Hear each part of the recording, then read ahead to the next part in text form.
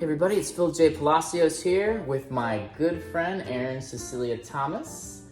And today we are going to be talking about getting a book published. Actually, her getting her book published more specifically. So Erin, what is it like getting a book published? What do you have to go through? Well, so it's been a long process.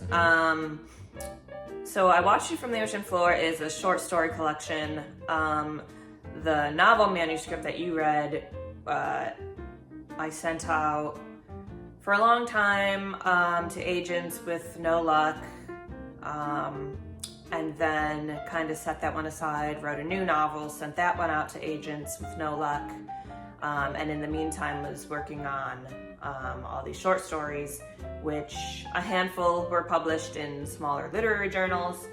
I'm just gonna say, okay, she's being modest. I remember this. It would literally be like every other month.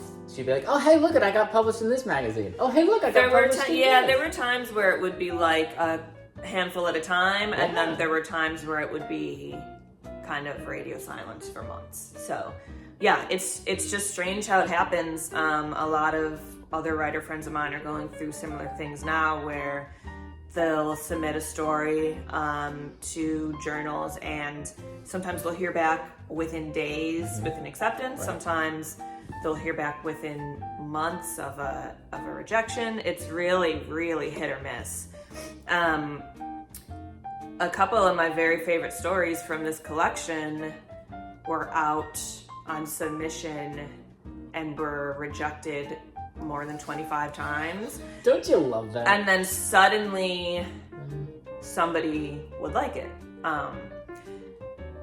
Probably the biggest, kind of the widest read journal that one of my stories was published in is the Alaska Quarterly Review. And that story, The Shed, was probably rejected more than any of my other stories. And then finally, the editor of that one specific magazine just saw something in it. So it's so random, it seems, and it just takes like that one person to like something specific in it. But you also never know, how close your work was to being chosen over something else. Right. They could have been at the very, very top of the pile, but one other story just like barely beats it out, and they don't have time to send you that explanation. Right. So all you get is kind of the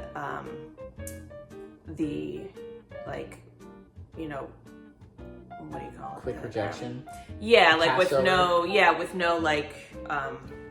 reasoning or like personal, whatever feedback. You just get a no. So you think, oh, they hated it. Right.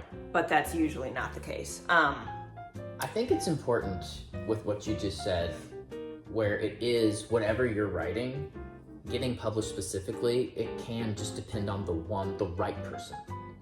And like you said, it's all about timing, and I think not giving up, especially if you put in the work and you are dedicated to the craft. There is an audience, it just needs to be the right person who believes in the work. So that's where my publisher, Catherine Fay of Modern Artist Press, really came in. So that's how this book happened, was I wasn't submitting this collection anywhere, and she happened across one of the stories in this collection online in a journal that it had been previously published in, and she just reached out to me and said, do you have more? Do you have a novel? Do you have a story collection? And I sent her a novel manuscript I was working on as well as the story collection, and she said, I really, really love the stories. And so that's kind of how this happened, and that is very much not the usual case.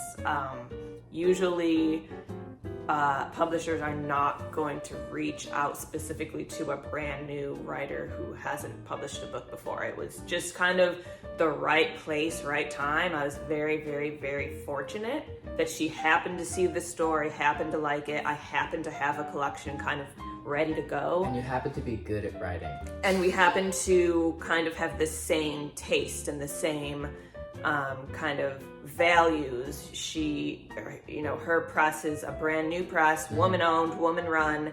She's very much about championing more underrepresented kind of writers, women writers, writers of color, BIPOC writers, LGBTQ writers, writers who are discussing kind of more unspoken kind of topics in their writing. So kind of just our values lined up and everything kind of just the stars aligned, which I'm like so lucky because that usually doesn't happen. So was she she started this publishing company like recently, like within the past couple of years? Yeah. Wow, that is young. Yeah. That's great. Yeah. Yeah. And it's been a dream. It's been an absolute dream. But see, it just takes that one person. Yeah. Thanks, Catherine.